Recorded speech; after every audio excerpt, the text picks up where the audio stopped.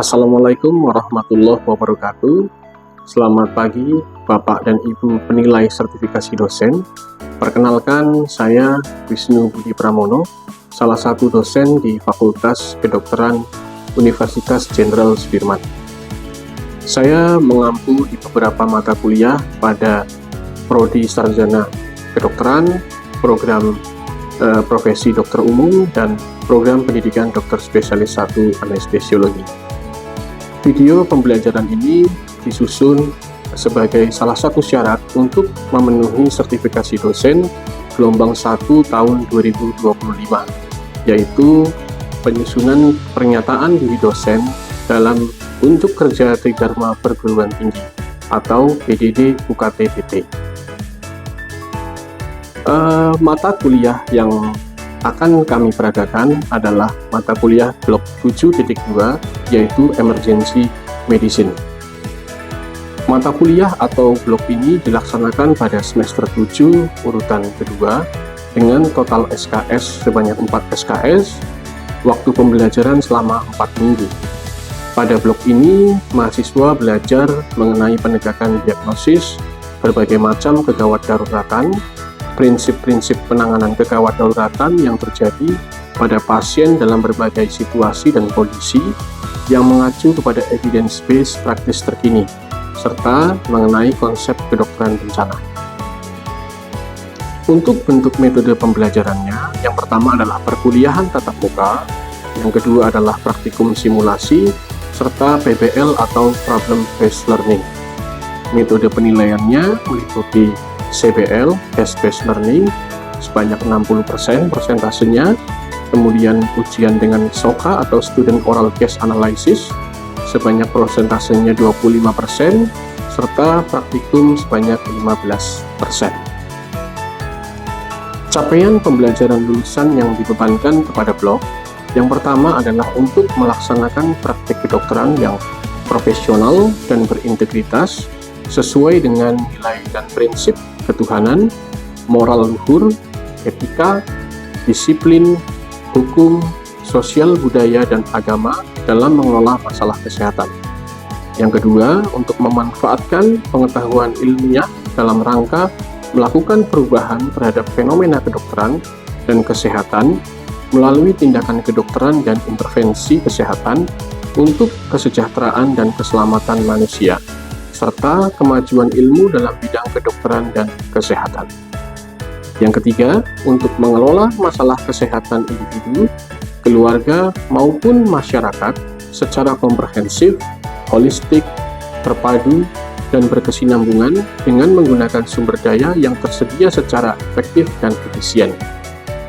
Yang keempat, memanfaatkan teknologi informasi kesehatan dan teknologi informasi komunikasi termasuk perangkat digital secara efektif dan mengembangkan profesi dan keilmuan dalam praktik kedokteran. Yang kelima, membangun hubungan, menggali informasi, menerima dan bertukar informasi, bernegosiasi dan persuasi secara verbal dan nonverbal dengan memperhatikan berbagai sudut pandang dan latar belakang pasien dan keluarganya. Capaian pembelajaran bloknya ada 5. Yang pertama, mampu menunjukkan sikap jujur dan disiplin sebagai perwujudan dari profesionalitas dan integritasnya sebagai mahasiswa kedokteran. Yang kedua, mampu memanfaatkan pengetahuan ilmiah dan menyelesaikan permasalahan kasus kegawat daruratan. Yang ketiga, mampu melakukan manajemen bencana. Yang keempat, mampu menerapkan teknik komunikasi efektif dengan berbagai pihak, terutama dalam menjalankan aktivitasnya sebagai bagian dari sivitas akademik. Dan yang kelima, mampu membangun hubungan dan melakukan kerjasama tim dalam menyelesaikan permasalahan kasus kegawat daruratan. Untuk sasaran pembelajaran blok atau sub-JPB-nya, yang pertama, mahasiswa mampu mengidentifikasi apakah kasus tersebut termasuk kegawat daruratan atau tidak. Yang kedua, mahasiswa mampu menjelaskan tanda-tanda kegawat daruratan. Dan yang ketiga, mahasiswa mampu menjelaskan tahapan manajemen kegawat daruratan pada triase, primary survey, secondary survey, stabilization, transfer, dan definitive care. Untuk bahan kajian atau materi pembelajarannya, pada blok emergency medicine ini terdiri dari beberapa cabang ilmu. Yang pertama, ilmu anestesi yang saya ampu. Kedua, ada ilmu bedah, penyakit dalam, kesehatan anak, kebidanan kandungan, mata, PHT, forensik, bioetika, psikologi, kemudian juga diisi oleh puslit mitigasi bencana, PMI, dan tim SAR. Untuk referensi wajib yang digunakan oleh mahasiswa dalam ilmu anestesi ini, yang pertama adalah dari buku bagian anestesiologi dan terapi intensif yang diterbitkan oleh Profesor Nario dari FK Undip. Kemudian ada Morgan and Michael's Clinical Anesthesiology edisi ke-6. Kemudian ada modul prosedur klinis pemasangan pipa endotracheal dari Laboratorium Keterampilan Klinis dari Fakultas Kedokteran Unsud, serta beberapa referensi penunjang yang lainnya. Berikut adalah video tatap muka perkuliahan mengenai penilaian awal kegawat daruratan atau initial assessment, bagian dari ilmu anestesi. Bismillahirrahmanirrahim. Assalamualaikum warahmatullahi wabarakatuh. Selamat pagi adik-adik semua. Pada kesempatan pada pagi hari ini, kita akan melakukan perkuliahan tatap muka dan simulasi praktikum terkait blok 7.2 Emergency Medicine. Sebelum kita memulai perkuliahan pada pagi hari ini, mari kita mulai dengan berdoa bersama terlebih dahulu menurut agama dan kepercayaan masing-masing. Berdoa dimulai.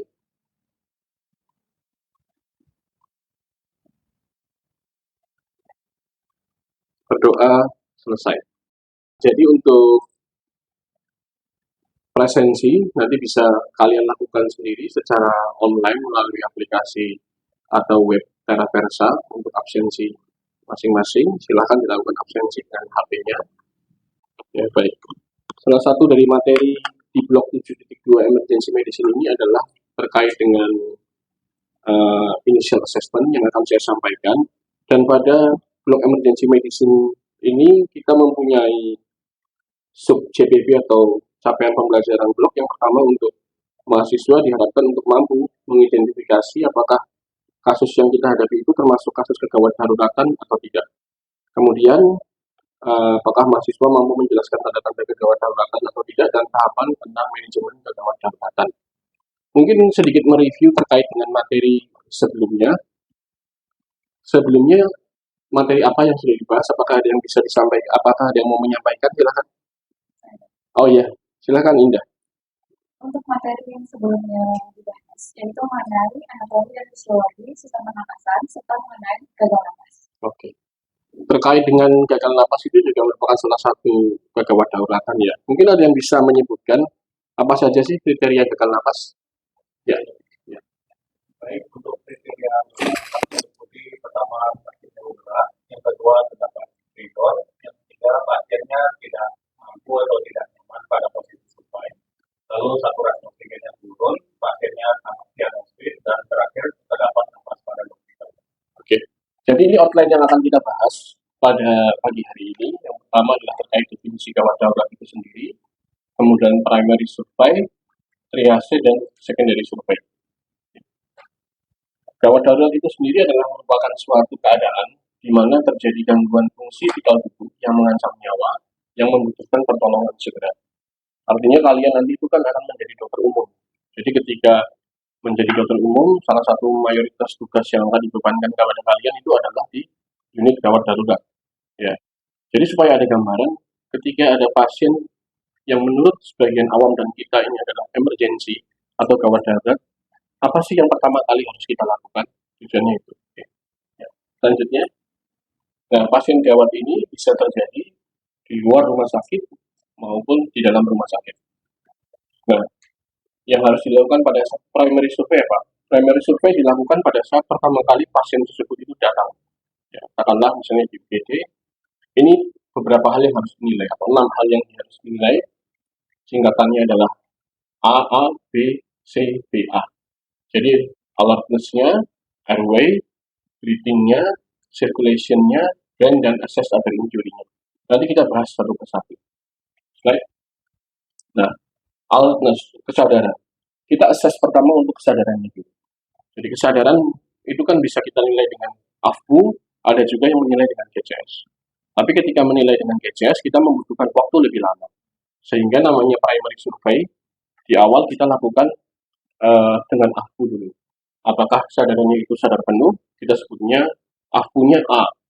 Kemudian kalau misalnya kesadarannya dia hanya respon dengan panggilan, berarti kesadarannya verbal, B. Kemudian kalau misalnya kesadaran level alertnya B, ya dia respon to pain. Kalau tidak respon, ya ini kesadarannya unrespon, U. Baik. Nah, kemudian berikutnya adalah RW. Ya. Prinsipnya untuk menilai RW itu kita harus menyimpulkan di awal RW itu clear atau unclear. Ya. Jadi kalau memang clear, kita bisa melangkah ke tahapan selanjutnya. Kalau memang itu unclear, kita harus clearkan dulu. Karena ini hal yang penting sehingga ditaruh di awal setelah alert tadi. Ya. Caranya kita buka mulutnya, kemudian kalau memang pasien bernapas, kita lihat atau sambil kita dengarkan RW-nya itu clear atau tidak dilihat dari apakah terjadi sumbatan parsial atau tidak.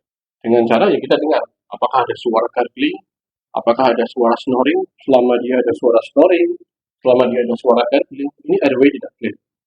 Kita harus lakukan manuver untuk membuat RW-nya itu menjadi clear. Nah, tanda-tanda kalau RW itu tidak clear itu apa sih? Ya ada obstruksi, seperti terdengar tadi snoring atau gargling. Snoring itu seperti orang mendengkur ya. Jadi di situ disebabkan karena adanya obstruksi parsial dari benda padat. Entah itu lidah yang jatuh ke bawah, bisa juga dari benda asing. Kalau misalnya gargling ya, kita mendengar suara seperti orang berkumur. Berarti sumbatan tersebut disebabkan karena cairan. Ya bisa dari darah atau sekresi yang berlebihan. Nah, kemudian ada gerakan otot napas tambahan.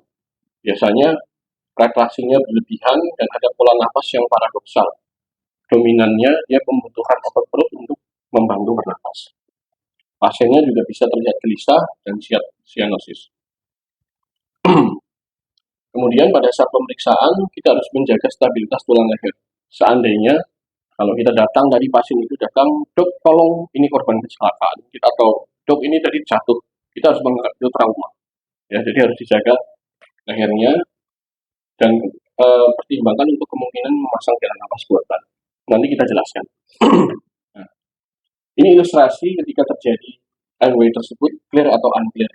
Jadi kalau memang airway tersebut itu baik, clear, artinya udara inspirasi dan ekspirasi itu bisa berjalan dengan normal, tidak ada hambatan. Tapi ketika dia terjadi block, airway yang tidak ada clear, ya ini tersumbat, tidak bisa masuk. Kalau total dia tidak bisa masuk sama sekali, artinya pasien tidak bisa bernapas. Tapi kalau misalnya parsial, ada sebagian yang masuk sedikit, tetapi kurang, ya, baik disebabkan benda padat atau benda cair. Ya. Nah, kalau tadi terjadi misalnya ada blok, terdengar snoring, gargling, apa sih yang harus kita lakukan? Ya kita bisa melakukan open airway. Ya. Jadi dengan posisi seperti ini, airway itu tertutup. Nah, kita bisa melakukannya dengan melakukan head tilt dan chin lift. Artinya supaya jalan napasnya itu terbuka. Ketika jalan napasnya terbuka, harapannya inspirasi dan ekspirasi dari oksigen itu bisa berlangsung dengan baik. Slide. Nah, ini gambaran manuvernya. Kalau memang pasiennya kesadarannya tadi unrespon, tapi airway-nya ada tidak clear, lidah jatuh ke belakang, dilakukan head to chin lift supaya airway-nya terbuka. Tapi kalau misalnya terjadi benda cair, ya cara mengeluarkannya ketika kita belum menyiapkan suction untuk mengedot benda asing tersebut, posisikan pasiennya untuk miring supaya tidak menyebabkan aspirasi dalam paru-paru.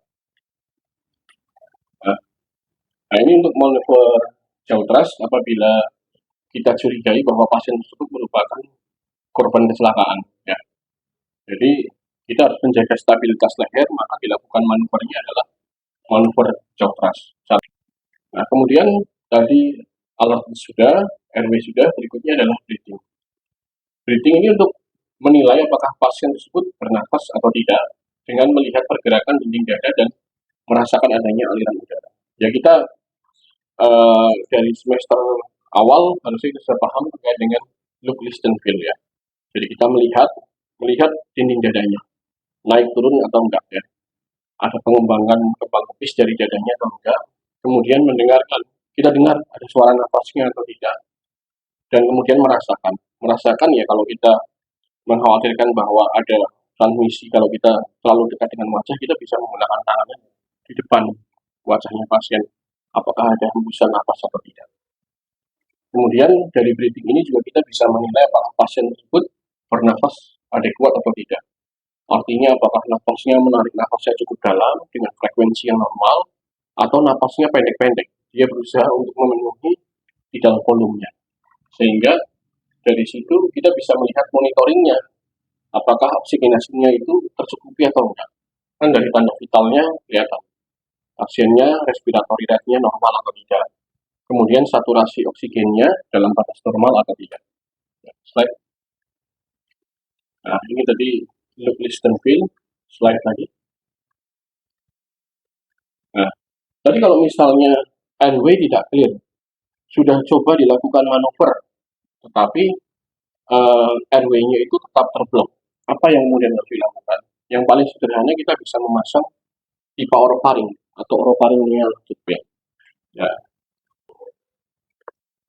kalau misalnya ternyata sudah dipasang orofaringnya airway, kemudian dipasang oksigenasi, suplemen masih tidak membaik, pertimbangannya ada untuk tata laksana jalan nafas lebih lanjut. Ada dua pilihan, bisa menggunakan endotracheal tube, bukan bisa ya, artinya ini definitifnya, artinya harus dilakukan pemasangan ETT, atau alternatifnya bisa menggunakan LMA. Ya. Endotracheal tube nanti kita jelaskan pada saat simulasi. Nah, untuk pemasangan ET atau intubasi sendiri adalah merupakan memasukkan pipa ETT ke dalam trachea melalui rima glotitis dengan mengembangkan cuff di ET-nya, sehingga ujung distalnya itu berada di pertengahan antara trachea dan bifurkasio trachea. Slide. Kalau untuk sirkulasi kita menilai ini bahwa apakah aliran darah yang membawa oksigen ke jaringan itu adekuat atau tidak. Dengan cara ya mengecek pulsasi arteri karotis komunisnya. Yang dinilai adalah yang pertama ada atau tidak, kemudian apakah frekuensi dan tekanannya itu cukup. Kemudian kita cek tekanan darahnya, apakah tekanan darahnya itu normal atau hipotensi atau hipertensi. Kemudian brain ini untuk menilai fungsi otak, apakah ada cedera kepala atau medula spinalis ya. Tadi di awal kita sudah mengakses akunya, kemudian kita kalau memang itu ada riwayat trauma kepala, kita nilai skor TCS-nya ya. Slide. Kemudian menilai adakah injuri dari bagian tubuh yang lain atau cedera yang lain yang potensi menimbulkan kegagalan pembedakan, biasanya pada toraks, kemudian abdomen, pelvis, kepala, tulang belakang, sama muskuloskeletal ya. Nah, kemudian kalau memang sudah diakses, kita bisa hitung trauma skornya. Ya. Ini merupakan metode untuk menilai berupa skor yang menilai anatomi, fisiologi, dan gangguan lain yang diakibatkan oleh proses injury. Tentunya tujuannya untuk menurunkan angka morbiditas dan mortalitas. Penggunaannya untuk triase dan pre-hospital treatment, dokumentasi, injury severity description, kemudian quality of care, trauma sistem evaluasi, dan epidemiologi. Slide. Nah, triase sendiri. Terkadang kita harus melakukan pemilahan pada pasien yang masuk di UGD atau pemilahan ketika terjadi bencana massal atau insiden massal ya. Nah, triase ini pemilahannya dinamakan triase. Triase ini merupakan berasal dari bahasa Prancis yang artinya clear ya. Dan ini merupakan suatu proses pengkategorian korban dalam suatu insiden multikausal atau bencana yang berdasarkan perbedaan derajat keparahan dan juga menetapkan terapi tertingkat serta prioritas transfer pasien.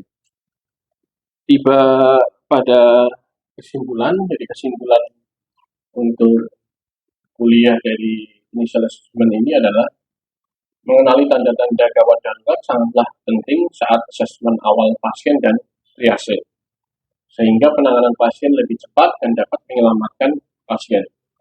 Triase pada hospital ini membutuhkan manajemen yang berbeda dengan in hospital.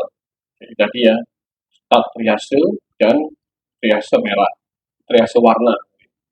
Kemudian monitoring yang berkelanjutan ini juga sangat penting dalam keberhasilan penanganan pasien gawat darurat. Bedside monitor, laboratorium, itu hanyalah alat bantu dalam monitoring. Jadi alat monitoring yang terbaik bagi pasien ya kita sendiri.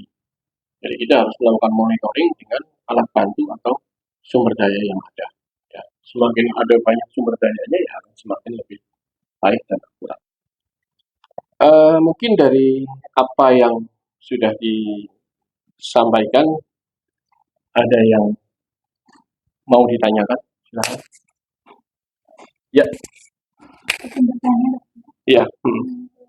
Sebutkan bahwa untuk menentukan hasil dan cumi itu Hmm. saat dilakukan saat tidak ada trauma leher. Bagaimana cara kita tahu ada trauma leher dan pengelolaan materi? Oke, baik. Bagaimana cara kita tahu ada trauma leher atau tidak? Tentunya kita harus melakukan foto servikal, ya. Jadi menggunakan pemeriksaan penunjang radiologi, dilakukan foto servikal, apakah ada tanda-tanda fraktur atau trauma yang lain di area servikal atau tidak. Tetapi pada initial assessment itu kan kita tidak mungkin untuk melakukan foto torak pada saat itu juga. Sehingga pada saat pasien itu datang, kita sudah tahu dari si pengantar bahwa pasien tersebut ini riwayat singkatnya itu pasien apa. Apakah ini korban kecelakaan, apakah ini korban jatuh dari ketinggian, atau apakah ini pasien ditemukan tiba-tiba tidak sadar di rumah. Selama kita menangkap bahwa pasien tersebut adalah pasien kecelakaan atau emergensi dan belum dilakukan pemeriksaan foto servikal, kita harus menganggap pasien itu sebagai pasien curiga trauma servikal. Tapi ya jangan lupa bahwa pasti ada risk and benefit-nya. Tujuan dari intubasi itu sendiri tadi adalah untuk mensuplai oksigen. Kan? Ya. Oke. Selanjutnya mungkin kita bisa melakukan, nanti kita bisa mendekat ke sini untuk bisa melakukan memperagakan, saya peragakan bagaimana cara mengelola airway, intubasi. Mungkin nanti setelah saya peragakan, mahasiswa bisa mencoba secara bergantian. Ya. Kemudian kita cara memegang bismas yang betul ya, kita sungkup ini menutupi hidung dan mulut pasien. Kemudian kita memegang menggunakan metode PJ manuver, yaitu 3 jari ini adalah ada di mandibulanya, 2 jari, ibu jari dan telunjuk ini menutup bismasnya. Cara bismas yang betul, ya harusnya paru-paru ini mengembang. Ya. Kita lakukan seberapa banyak? Ya sejumlah frekuensi nafas kita normal. Frekuensi normal kita ini bisa 12 sampai 20 kali per menit. Jadi 1, 2, 3, pompa. 1, 2, 3, pompa. Artinya tadi ET sudah disiapkan, dengan diberi jeli terlebih dahulu.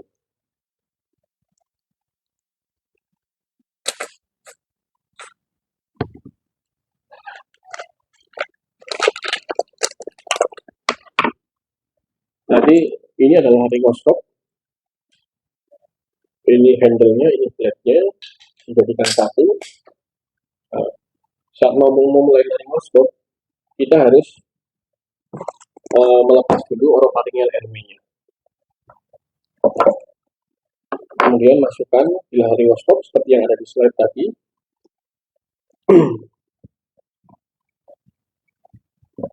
Nah, setelah masuk kemudian kita cari sampai terlihat epiglotisnya. Ya, tadi ujung blade kita letakkan di caligula ya. Nah, ketika vokalisnya kelihatan, nah, ini bisa dilihat. Ya. Jadi yang saya tunjukkan itu di bawah adalah tempat plika vokalis. Lubang itu ada 2, atas plika vokalis, bawah itu esofagus. Yang kita masukkan endotracheal tube adalah yang lidah vokalis ya. Ya, masukkan secara perlahan, tapi pasti kalau sudah masuk, laryngoskop dilepas, diletakkan, kemudian introducer juga bisa diletakkan. Nah, kemudian ini pengembangnya untuk memfiksasi ET di dalam trakea, kembangkan. Kemudian dilakukan ventilasi, sambungkan konektornya tadi ke ini dengan Dari ventilasi dulu. ya Langsung laryngoskop, ventilasi, pasang orofaringal airway dulu ya. pasang dulu orofaringalnya, madep ke atas, kemudian diputar 180 derajat, kemudian sambil dimasukkan. Setelah itu disaturasi dengan orofaringal masih belum naik, boleh ditambahin dengan backing, dengan sequence, Ya,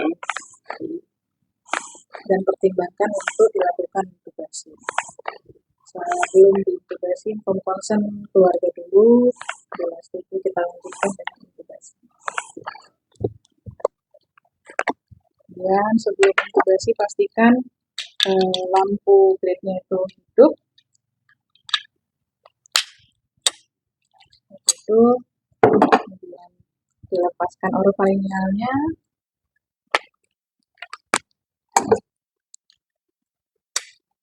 Lakukan cross finger untuk membuka mulut, masukkan plate laryngoskop, oke. kemudian lihat sampai pika vokalis terlihat, kemudian masukkan itu.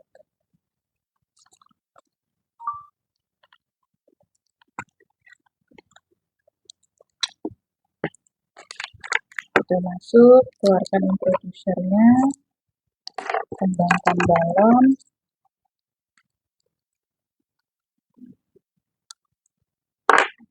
pakai backing.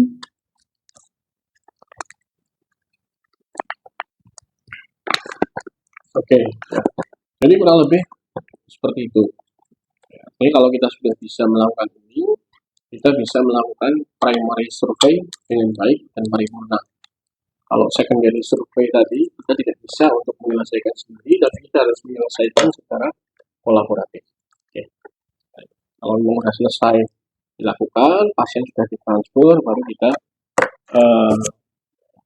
merapikan dan membersihkan alat-alatnya. Baik, silakan untuk bisa duduk kembali di tempat masing-masing.